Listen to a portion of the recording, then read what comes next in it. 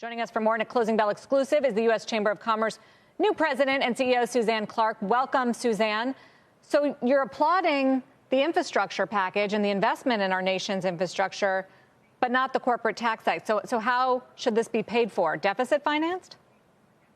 But that's exactly the right question, and the one that we need government officials to come together and solve, right? There are lots of ways to pay for this over time, the way we do a lot of investments. There are bonds, there are user fees, there's extending out the time we use to get that return. But this is the hard work of governing, and it's the right thing to do, not raise taxes at just the time that businesses are getting back on their feet and we're ready to have an economic recovery. There's been some talk of flexibility on that corporate tax rate, going maybe not all the way up to 28 to 25, some leniency on the multinational part of it. Would any higher rate be acceptable according to the business group, or just no? I think what's going to be important is figuring out what the best policy is, how to get our crumbling infrastructure to a more competitive place, prioritize those investments, and figure out how to pay for it. I think there are ways that we can come to the table and negotiate, but only if that's done in a bipartisan way and with business at the table. Which is the best tax to increase as we sit here today, Suzanne? I don't know that we ever think there's a best tax to increase at the U.S. Chamber, but I do think that in this case, it's probably more fair to think about user fees and gas taxes so that people who are actually advantaged by the investment of the infrastructure help pay for it over time. If you look back during the Trump administration, and you guys have hailed the Trump tax cuts as very beneficial on the flip side for the economy and for business, but if you look back on the results, you see things like buybacks growing a lot faster than R&D and capital investment. So isn't it harder now for you to make the case that would hurt growth to raise taxes on the other side?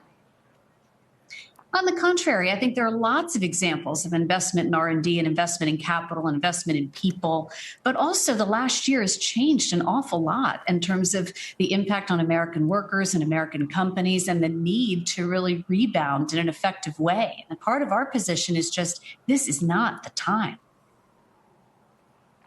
I wanted to also ask about the new proposals to reform international taxes, and many of them seem to suggest that big U.S. multinationals will be paying more tax in local markets going forward. Now, even if that is fair, even if it makes sense based on analysis, should the U.S. government be kind of ceding ground on that front, or should it stand firm and stick to the kind of global taxation position that the U.S. has and has had for a long period of time?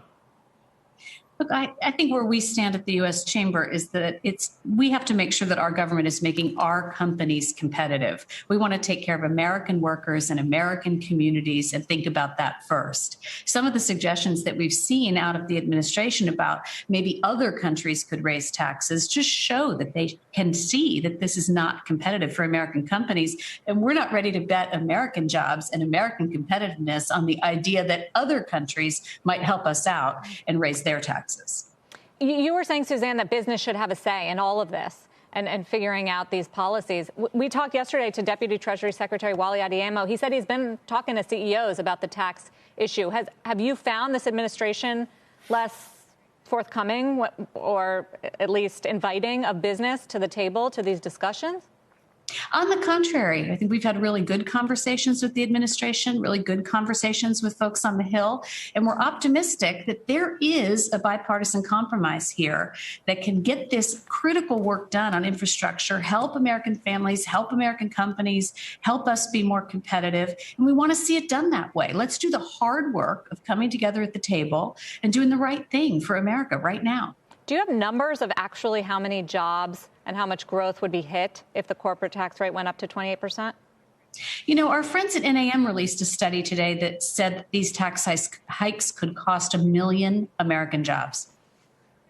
Well, we'll wait to see on the Treasury for that. They haven't really put out an analysis yet. But thank you for joining us, Suzanne Clark, with the Chamber's reaction. We appreciate it. Thanks for having us. Shepard Smith here. Thanks for watching CNBC on YouTube.